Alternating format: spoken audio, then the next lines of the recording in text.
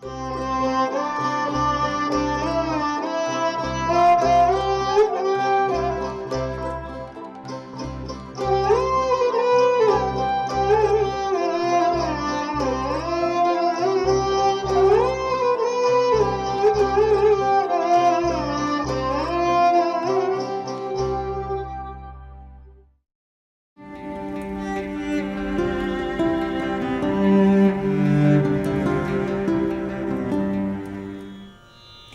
29th October 1925, Tagore, after meeting Victoria Ocampo almost a year ago, sent her a book of poems called Purabi, addressing also with a covering letter, "Dear Vijaya, I am sending to you a Bengali book of poems which I wish I could place in your hand personally. I have dedicated it to you, though you will never know what it contains. A large number of poems in this book were written while I was in San Isidro.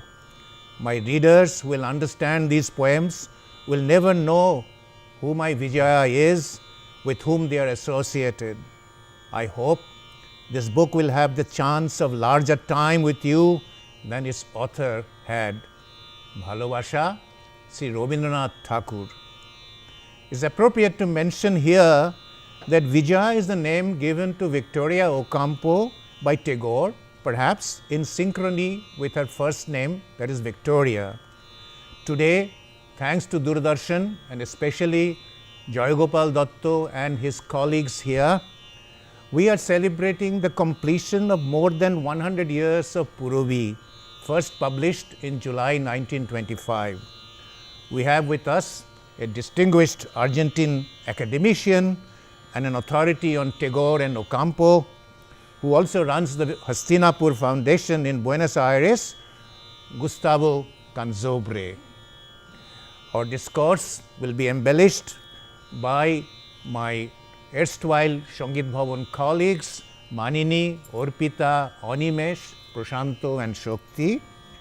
And so at the outset, I'll ask Gustavo to briefly tell us about the circumstances in which Tagore landed in San Isidro.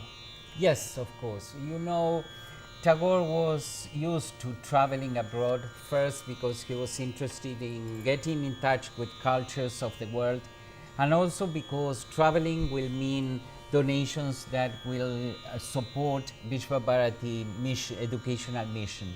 So he had been invited in 1924 to attend to the centenary of the independence of Peru. He would travel by boat by a vessel to Lima. But when he was in the travel, he landed in Rio de Janeiro in Brazil, and there he caught first a flu and then an influenza, we would say. So when he arrived in Buenos Aires, he had to be checked by the physicians, and they said, okay, but at the time being, you can't keep going, because he would have to travel all along Argentina by train, then get another vessel to Peru, and his health was fragile. At that very time, when the doctors say that at the Hotel Plaza Hotel in Buenos Aires, Victoria Ocampo was there because she had read in 10 years ago the Gitanjali poems. In 1914. Out of the French translation of André Gide from Tagore's own version in English, and that had transformed her life. So when she knew that Tagore would be coming, she went to the hotel. When she heard this, she approached to his secretary that was with him, Leonard Elmfirst, and told him, okay, I can give you a place where to stay in Buenos Aires to recover your health. She wasn't in fact sure that she would have that place, and when she returned to her place, her father denied it. You cannot stay at Villa Ocampo with him. So what did she do? First she got lent for 1 week another villa, another big house close to Villa Ocampo. Nearer the river. Yes, looking at the river, mira al río in Spanish, and there he could stay for a week. But since in the end, he had to stay for 2 months. How could she afford it? Because her father also wouldn't give her the money. She was 24. She was 34. 34. And Tagore was 63. So what did she do? She sold her pearl necklace she had received from the marriage, and out of that she was able to rent a house. That's why Tagore could stay in Argentina for even 2 long months. Her marriage had broken off, right, by that time? Yes, and at the time when she read Gitanjali, she was in a personal crisis because she had left his husband, but in that era the divorce was not socially accepted. She was even in love with another man, and in that state Tagore appeared and a new light appeared for her life. So, as you know, most of the poems in Purabi were written between 26 September 1924 and 24 January 1925, including innumerable ones during Tagore's stay in San Isidro.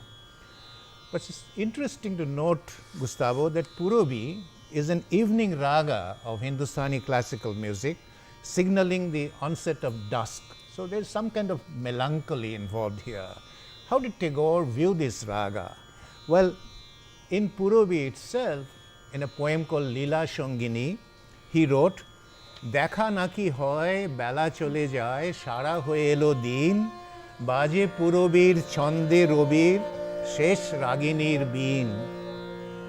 The poem, Anmona go Anmona, in Purabi, was written on 18th October 1924, just prior to his meeting with Victoria Ocampo. We'll hear a rendition by Manini. Anmona, Anmona, তোমার কাছে আমার বাণীর মাল্যখানি আনবো না, আনমনা, আনমনা, বার্তা আমার ব্যর্থ হবে, সত্য আমার বুঝবে কবে, তোমার মন জানবো না, আনমনা, আনমনা, লগ্ন যদি হয় অনুকূল মন মধুর সাথে, নয়ন তোমার মগ্ন যখন ম্লান আলোর মাঝে, দেব তোমায় শান্ত সুরের সান্ত্বনা, আনমনা, আনমনা, ছন্দে গাঁথা বাণী তখন পড়ব তোমার কানে, মন্দ মৃদুল তানে, ঝিল্লি যেমন শালের বনে, নিদ্রা নীরব রাতে, অন্ধকারের জপের মালায় একটানা সুর গাথে, একলা তোমার বিজন প্রাণের প্রাঙ্গণে, প্রান্তে বসে এক মনে এঁকে যাব আমার গানের আলপনা, আনমনা, আনমনা, তোমার কাছে আমার বাণীর মাল্যখানি আনমনা, আনমনা, আনমনা। Turning to Purabi, how did Ocampo react to it, Gustavo? Well, let's listen to what she herself wrote. She would say, "When Tagore lived in San Isidro, I was impressed with the copybook where he was writing the Purabi poems in Bengali. He played with the erasers, following them from verse to verse with his pen, making lines that suddenly jumped into life out of his play. Prehistoric monsters, birds, faces appeared." That's what she saw while Gurudev was correcting his own poems. And this turns us also to something that she wrote in one book. She got impressed because in 1961, when it was celebrated the centenary of the birth of Gurudev, in Argentina also there was a commission, and they encouraged Victoria to publish something. And see, Canto del Sol Poniente in Spanish. That would mean those songs of the sunset with that melancholy you mentioned before. And so she chose a dozen of poems of Purabi and have them translated into Spanish. And let's listen to what she said about her being with Tagore there. Those mornings, afternoons, and evenings, we looked together at the river, the tipa trees, the birds. I remember less what we said than what we left unsaid. The silence was full of those imperishable things, those ones that the poets sing about. This shows the sensibility that she had in common with Gurudev, and along her life she was really indebted to India and his main characters, Gandhiji and Gurudev. And listen what she wrote in occasion of the centenary, this centenary we mentioned, but of a great book that was published here in India by Sahitya Academy. The debt I, a Westerner and South America, owe to men like Gandhiji and Gurudev is like the restitution of a treasure I had inherited without being aware of it. They have opened for me and for many others the doors of perception, which, if they remain hermetically closed, separate us from reality. These false appearances may distort our view of all things and transform the world into hell. Blessed be those who help us, if not to escape completely from this hell, at least to unlock the doors through escape is possible. During his stay in San Isidro, Tagore taught me a few words in Bengali. I have returned only one, which I shall always repeat to India, Bhalobasha. So, I think I should translate a few sentences of yours in Bangla for the audience. তো Victoria Ocampo Purabi সম্বন্ধে বলেছেন যে রবীন্দ্রনাথ খালি লেখার সময় একটা eraser দিয়ে মুছতেন আর তার থেকে তৈরি করতেন নানান রকম কেটে কুটে, তার থেকে বেরিয়ে আসতো জন্তু জানোয়ারের ছবি, পাখির ছবি, এগুলোকে আমরা ডুডলস বলতাম। সেই থেকে আমার মনে হয়েছে যে রবীন্দ্রনাথ নিশ্চয়ই খুব ভালো পেন্টিং করতে পারেন। এছাড়াও পূরবী কথা পদ্যগুলো বলতে বলতে আমাকে উনি যখন বলছেন তখন আমার খালি মনে হতো দুজন ব্যক্তিত্বের কথা, গান্ধীজি আর গুরুদেব। এদের দ্বারা আমরা পশ্চিমের দেশের লোকেরা, বিশেষ করে দক্ষিণ আমেরিকার লোকেরা এত উদ্ভূত হয়েছি তাদের দ্বারা যে সেটা বর্ণনাতীত।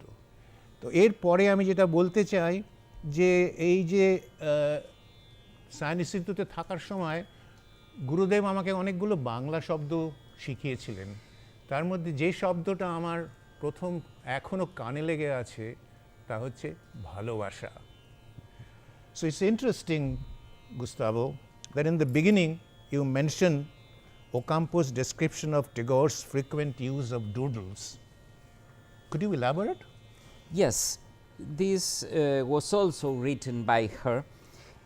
She realized that when Tagore was correcting his poems, he grinned, frowned, or laughed at us with doodles in a mysterious and fascinating way.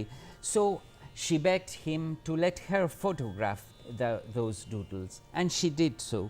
And when she looked at them with attention, she realized Tagore could be a great painter. So she entrusted him, when you go back to India, begin to paint.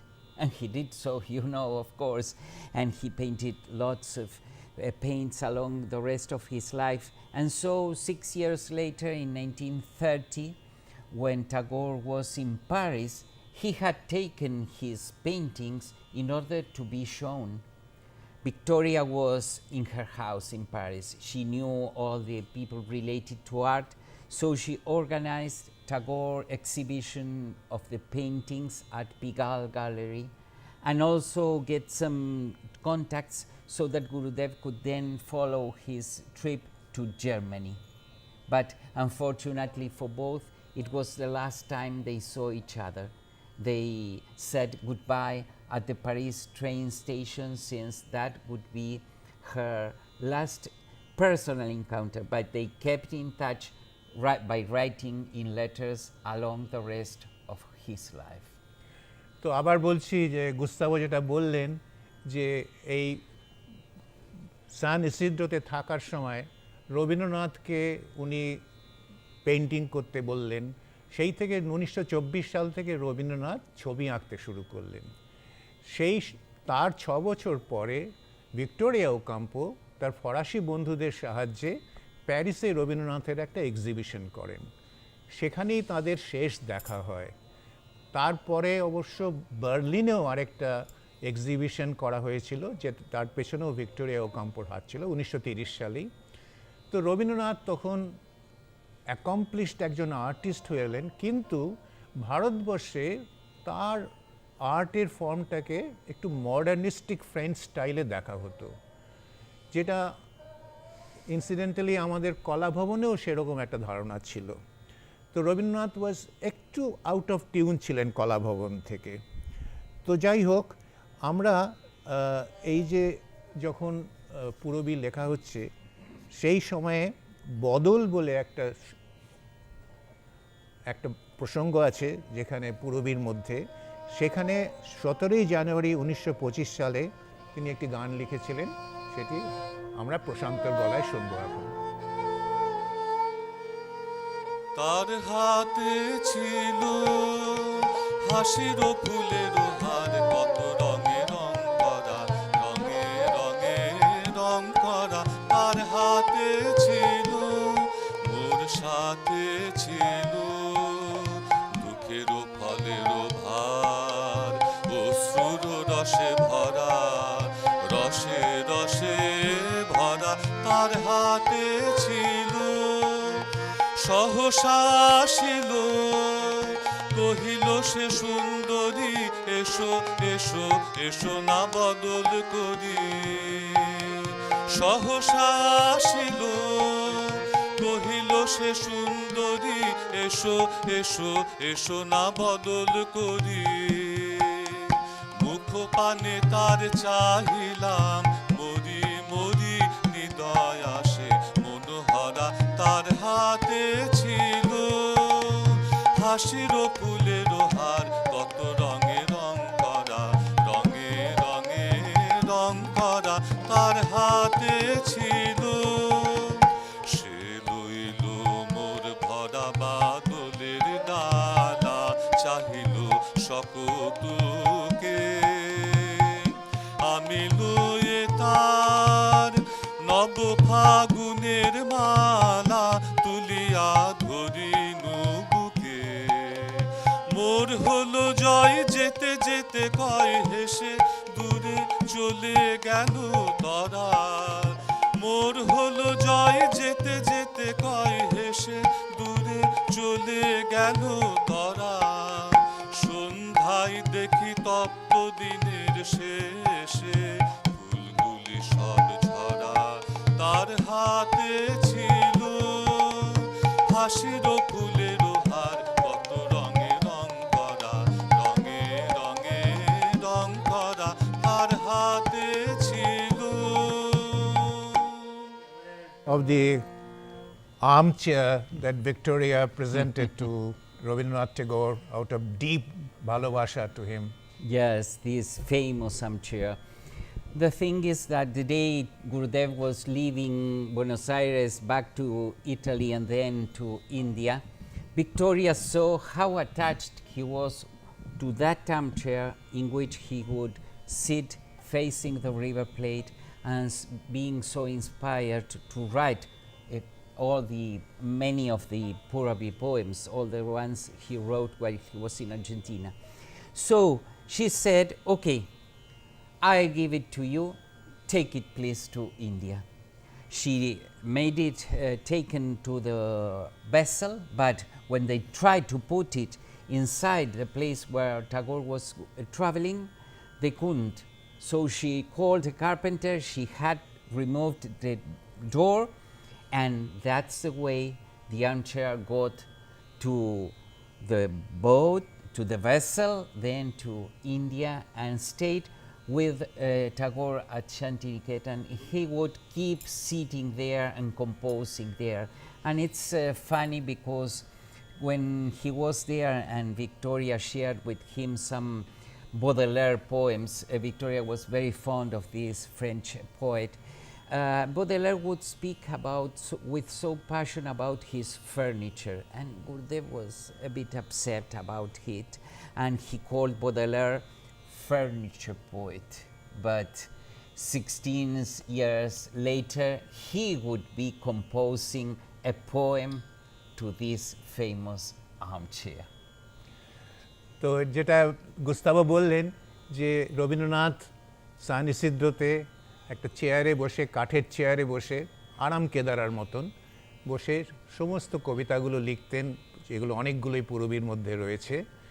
তো যখন রবীন্দ্রনাথ চলে যাচ্ছেন, Ocampo মনে হলো যে এই চেয়ারটা রবীন্দ্রনাথকে আমি উপহার দিতে পারি। তো চেয়ারটা নিয়ে উনি গেলেন, যে জাহাজে রবীন্দ্রনাথ ফিরে যাবেন ইটালি হয়ে দেশে, কিন্তু জাহাজের দরজা দিয়ে চেয়ার ঢুকছে না, কী আর করা যাবে? তখন উনি কাঠুরিদের ডেকে, কার্পেন্টার ডেকে দরজাটা কেটে চেয়ারটাকে ঢুকিয়ে দিলেন। সেই চেয়ার এখনও রবীন্দ্রভবনে আছে। সেই চেয়ারে বসেই রবীন্দ্রনাথ বহুদিন অনেক পরেও অনেক কবিতা লিখেছেন, অনেক গান লিখেছেন। For the poet, the chair remained a constant reminder of the extraordinary bond of friendship as can be judged from Shesh Lekha. He wrote on 26 March 1941. শেষ লেখা 1941 সালের 26শে মার্চ।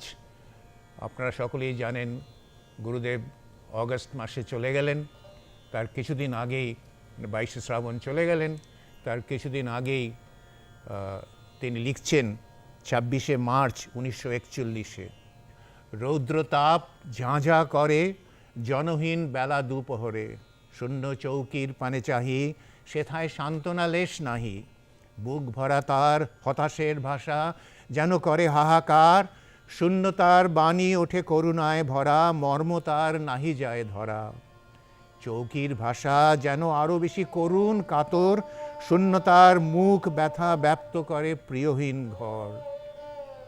আবার 6 এপ্রিল 1941, 2 সপ্তাহ পরে শেষ লেখাতেই লিখছেন, আরও একবার যদি পারি খুঁজে দেব সে আসনখানি, যার কোলে রয়েছে বিছানো বিদেশের আদরের বাণী, অতীতের পালানো স্বপন আবার করিবে সেটা ভিড়, অস্ফুট গুঞ্জন স্বরে বারবার রচি দিবে নীড়, সুখস্মৃতি ডেকে ডেকে এনে জাগরণ করিবে মধুর, যে বাঁশি নীরব হয়ে গেছে ফিরায়ে আনিবে তার সুর, বাতায়নে রবে বাহু মেলি বসন্তের সৌরভের পথে, মহানিঃশব্দের পদধ্বনি শোনা যাবে নিশীথ জগতে, বিদেশের ভালোবাসা দিয়ে যে প্রেয়সী পেতেছে আসন, চিরদিন রাখিবে বাঁধিয়া কানে কানে তাহারি ভাষণ, ভাষা যার জানা ছিল নাকো আঁখি যার কয়েছিল কথা, জাগায়ে রাখিবে চিরদিন সকরুণ তাহারি বারতা। Well, for the poet, as you know, the chair remained a constant reminder of the extraordinary bond of friendship. So you mentioned earlier যে যখন ভিক্টোরিয়া অকাম্পো বোদোলেয়ারের কথা বলছেন, তখন রবীন্দ্রনাথ এটা তাচ্ছিল্য করে বলছেন বোদোলেয়ার তো ফার্নিচার কবি ছিলেন, কিন্তু তার 16 বছর পরে সেই বোদলেয়ারকেই স্মরণ করে রবীন্দ্রনাথ বহু লেখা লিখছেন এবং শেষ লেখায় এক্ষুনি যে পড়ে শোনালাম সেটাও ওই আর্ম চেয়ারে বসেই লেখা। তো একটা কথা প্রথমে, let me tell you in English first, that there is an erroneous notion that the famous Rabindra Sangit, Ami Chini Go Chini, was written by Tagore keeping Ocampo in mind. In contrast, this song was composed actually way back in Shilaidaho in 1895. অনেকের ধারণা আছে যে আমি চিনি গো চিনি গানটা Rabindranath Victoria ওকাম্পোকে মনে করে লিখেছিলেন, কিন্তু আসলে এই গানটা শিলাইদহতে উনি 1895 সালে লিখেছিলেন, বহু বছর আগে। কিন্তু এই যে শব্দটা উনি ব্যবহার করেছেন বিদেশিনী, এইটার একটা সিগনিফিক্যান্ট জায়গা আছে। তার সমস্ত in all his poetic endeavor the word videshini appears. So the bard had experienced the familiar figure of a Paradeshi, a strange woman, or Videshini through his music, just as an artist paints and gives shape to his objects of deep feelings. Thus the song Ogo Amar Chiro Ochena Paradeshi, though not a part of Purabi, was composed by Tagore sitting in the Ocampo gifted chair when he was 76 years old. তাই আমরা বলতে চাই যে যে গানটি আমরা শুনবো এখন, ওগো আমার চির অচেনা পরদেশী, এটা পুরবীর নয়। এই গানটি রবীন্দ্রনাথ সেই ভিক্টোরিয়া ওকাম্পোর আর্ম চেয়ারে বসে 76 বছর বয়সে তাঁকে স্মরণ করে তিনি লিখছেন। And it had glimpses of indelible impression that Victoria Ocampo had left in Tagore's mind, according to his biographer Prabhat Kumar Mukhopadhyay. আমরা এই অনুষ্ঠান শেষ করব অর্পিতার কণ্ঠে এই গানটি শুনে।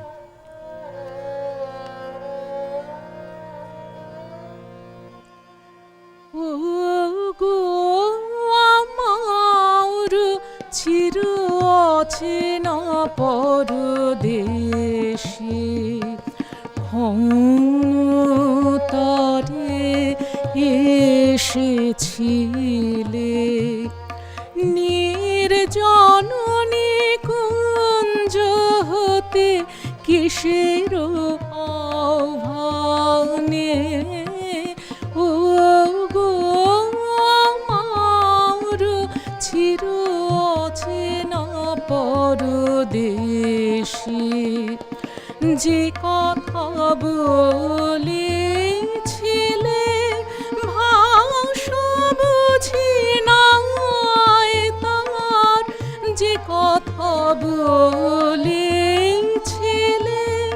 ভাষা বুঝি নাই তার, আভাস তারে হৃদয়ে বাজিছে সদা,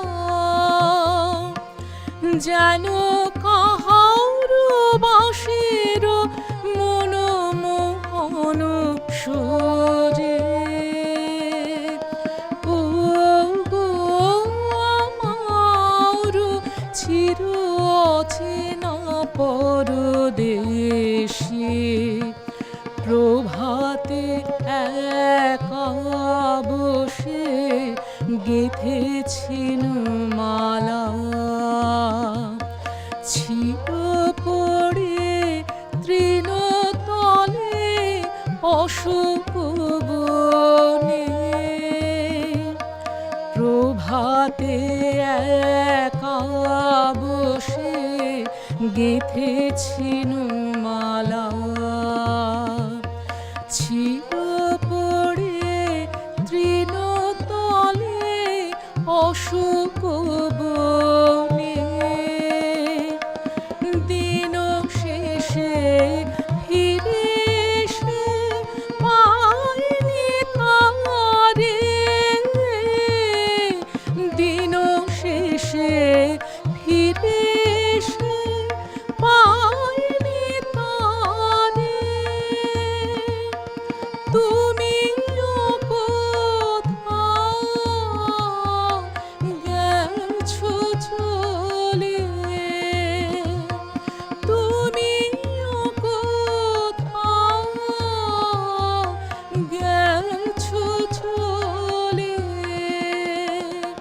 বেলা গেল হলো না আর দেখা ও গো আমার চির অচেনা পরদেশ